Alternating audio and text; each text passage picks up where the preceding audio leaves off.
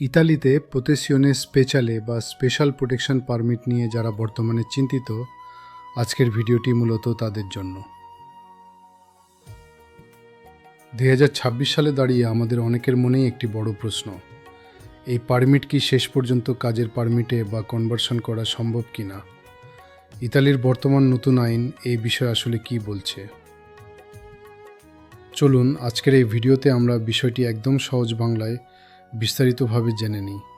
শুরু থেকে শেষ পর্যন্ত সাথে থাকুন। ইতালির বর্তমান আইন, বিশেষ করে কুত্রো ডিক্রি বা আইন নম্বর 5/2023 কার্যকর হওয়ার পর নিয়মগুলো আগের চেয়ে অনেক বেশি কঠোর হয়েছে। তবে এখানে দুটি আলাদা গ্রুপ রয়েছে যাদের জন্য নিয়মগুলো ভিন্ন।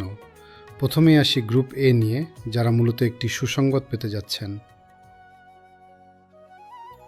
আপনি যদি আপনার প্রোতেসিওনে স্পেশালে আবেদনটি 2023 সালের 5ই মের আগে জমা দিয়ে থাকেন, তবে আপনি আইনের পুরাতন নিয়ম বা ওল্ড রুলের আওতায় পড়বেন। সবচেয়ে বড় সুবিধা হলো, যদি আপনার কাছে একটি বৈধ জব কন্ট্রাক্ট থাকে, তবে আপনি আপনার এই পারমিটটি কাজের পারমিট বা লাবরো হিসেবে রূপান্তর করতে পারবেন। এমনকি 2026 সালেও যদি আপনার সেই পুরনো আমলের পারমিট রিনিউ করার সময় হয়, আপনি কনভার্ট করার পূর্ণ সুযোগ পাবেন। গ্রুপ বি, যারা কনভার্ট করতে পারবেন না, কিন্তু যারা 2023 সালের 5ই মের পরে প্রথমবার এই পারমিটের জন্য আবেদন করেছেন বা পেয়েছেন, তাদের জন্য নিয়মটি আলাদা। বর্তমান আইন অনুযায়ী নতুন পাওয়া প্রোতেসিওনে স্পেশালে পারমিটগুলো দিয়ে আপনি কাজ করতে পারলেও এগুলোকে কাজের পারমিটে রূপান্তর করা যাবে না।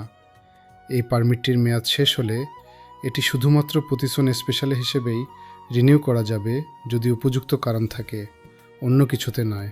একটি বিষয় খুব গুরুত্বের সাথে মনে রাখবেন, আপনার হাতে থাকা পারমিটটি যদি 2 বছরের হয়, তবে বর্তমান আইন অনুযায়ী এটি সরাসরি পরিবর্তন করার সুযোগ কিছুটা সীমিত হতে পারে। তবে এখানে একটি বড় আইনি সুযোগ এখনও বিদ্যমান। যারা 5ই মে 2023-এর আগে থানায় ফিঙ্গারপ্রিন্ট দিয়েছিলেন বা আবেদন জমা করেছিলেন, তাদের অর্জিত অধিকার বা রাইটস এখনও সংরক্ষিত আছে। এই বিশেষ ক্ষেত্রে আপনি যদি আপনার পারমিটটি কাজের পারমিটে রূপান্তর করতে চান, তবে একজন অভিজ্ঞ আইনজীবীর মাধ্যমে আদালতে শরণাপন্ন হয়ে আইনি লড়াই চালিয়ে যেতে পারেন। সঠিক আইনি পদক্ষেপ নিলে আপনার এই অধিকার ফিরে পাওয়া সম্ভব। সবশেষে মনে রাখবেন, ইতালির ইমিগ্রেশন আইন প্রতিনিয়ত পরিবর্তন হচ্ছে, তাই ব্যক্তিগতভাবে কোনো বড় পদক্ষেপ নেওয়ার আগে অবশ্যই একজন দক্ষ ইমিগ্রেশন কনসালট্যান্ট বা লাইসেন্সপ্রাপ্ত উকিলের সাথে বিস্তারিত পরামর্শ করুন। আপনার যদি এই বিষয়ে আরও কোনো সুনির্দিষ্ট প্রশ্ন থাকে, তবে নিচে কমেন্টে আমাদের জানাতে পারেন। ইতালির সঠিক এবং নির্ভরযোগ্য আইনি খবরের আপডেট পেতে আমাদের পেজটি ফলো দিয়ে সাথেই থাকুন। নিরাপদে থাকুন, সঠিক তথ্য জানুন। ধন্যবাদ।